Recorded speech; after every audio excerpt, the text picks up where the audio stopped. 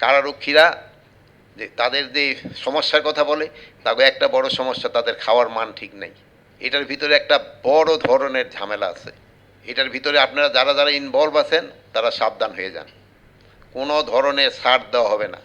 কারারক্ষীদেরও খাবারের মানের উন্নতি করতে হবে এবং যারা কয়েদি তাদেরও খাওয়ার মান উন্নতি করতে হবে।